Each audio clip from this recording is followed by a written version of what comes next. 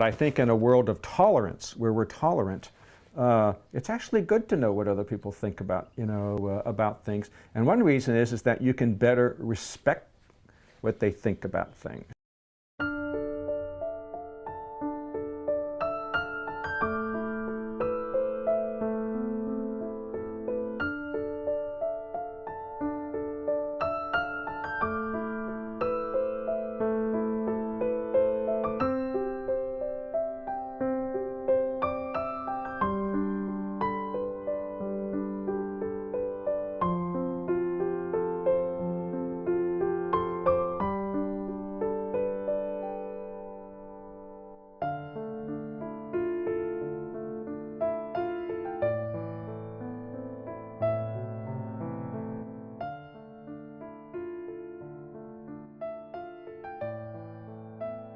My name is Donald Daniel. I'm retired now. I worked for most of my career for the U.S. government, and then after I left the U.S. government, I worked for Georgetown University as a professor there. And just this past December, I taught my last class at Georgetown, and now I'm retired, although I'm working on a little project for the State Department on issues of peacekeeping and who does peacekeeping and so forth. My perspective partly is that of an American who feels that we need to have, let's call them, Muslim faith-based movements that really focus on positive values. There seems that there are enough movements out there, that focus on other than positive values, that want to go out and, do things like September 11th or whatever. And instead here you have a movement that focuses on service and it focuses on tolerance. And I think that we need, I'm very positive about that, and I think we need movements that other Americans can look to and say, look, not all Muslims are bad people, or not all Muslims want to go out and kill people. There are lots and lots of good Muslims, and so they provide a positive image, and I think that's tremendously important. They need to continue doing that. Well, I think that there are lots of movements in the Islamic world that are, let's say, are charity-based, and I know Hizmet is charity-based as well. There are also lots of movements in the Islamic world that are education-based, and Hizmet does that as well. But the difference with, I think, the Hizmet movement is that my sense is the charity goes strictly towards helping people, if I can put it this way, without kind of a basic agenda behind that. Without, let's say, basically an agenda that might say, Muslims are good, but everybody else is bad, or something. I get that impression sometimes.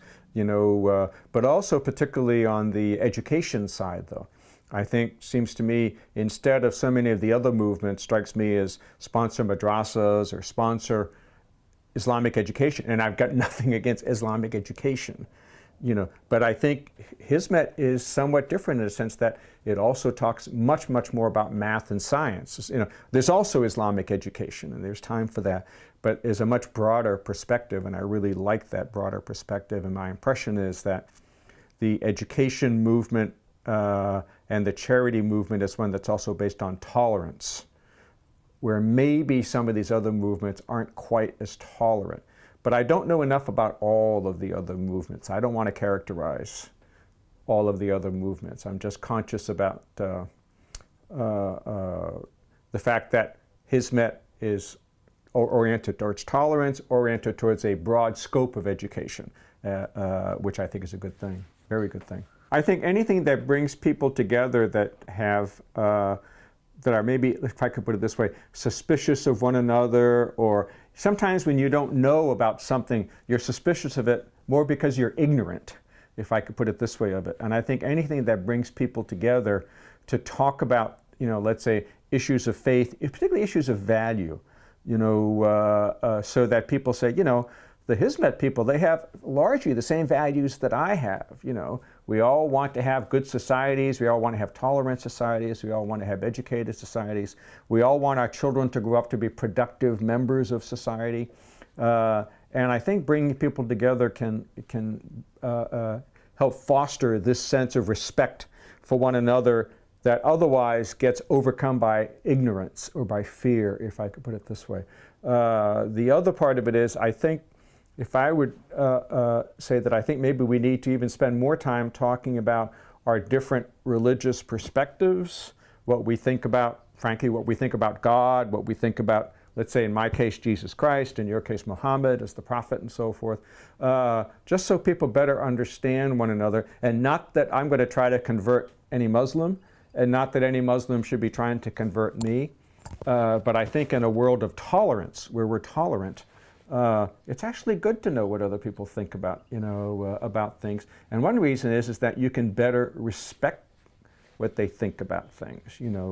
I would never go out, for instance, and say something that would be considered derogatory towards, Muhammad. Towards your prophet, because I know how sensitive people are, and my sense would be no, don't do that. We ought not to do that. And maybe people that don't have an understanding of each other's faiths may be not as tolerant, not as willing, to do that. Well, I think the thing that strikes me the most is the education program. I was extremely impressed by the schools that I saw, and but also seeing the children and their families, and how people were involved in it.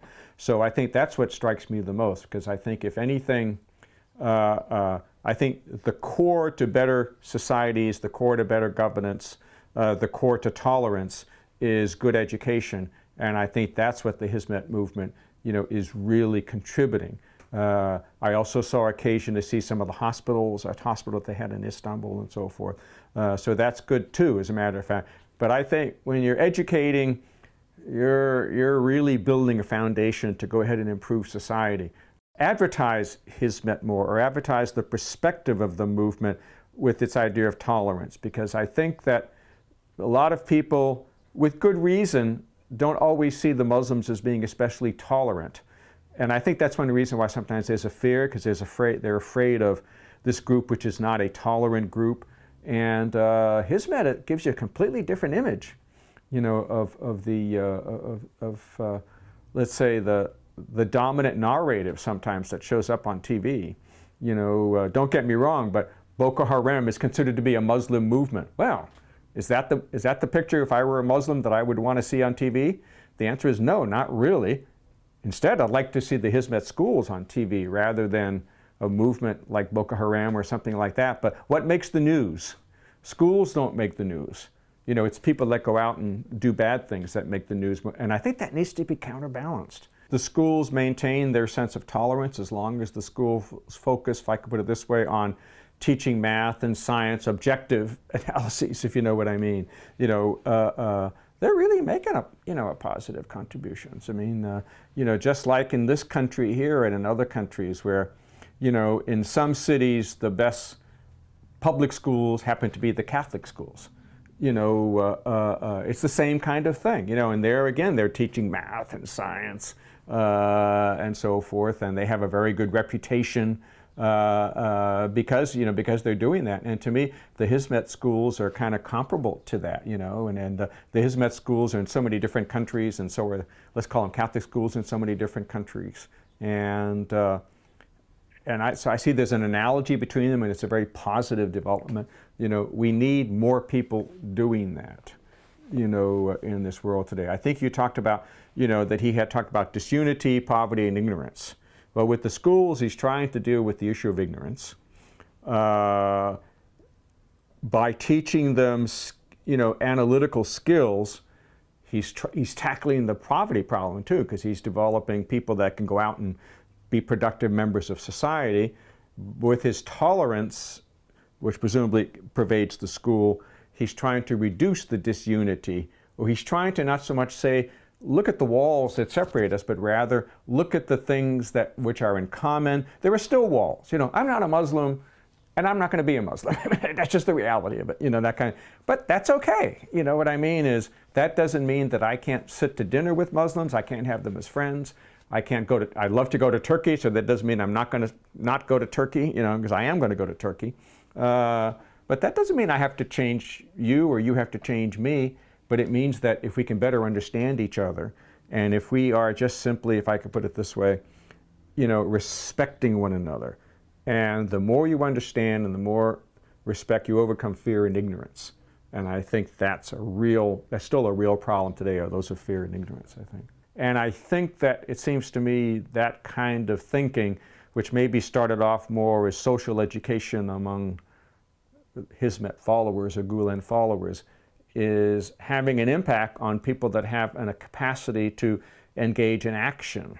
You know, for instance, like the prosecutors last December, the Turkish prosecutors, whatever the proper term is, procurators in last December, who kind of basically said, you know, there are people in Mr. Erdogan's administration that are corrupt. Maybe Mr. Erdogan's son maybe everything is not completely right there. And I think that's okay. You know what I mean is I think that if you are driven by your social beliefs, which happen to be, to my mind, positive beliefs, to try to come up with good governance, then I think that's a good thing. And maybe Mr. Gulen has got to be very careful he doesn't openly push this, but I'm glad to see that people are doing that. To me, the critical issue all over the world today, the most important issue, is the issue of good governance.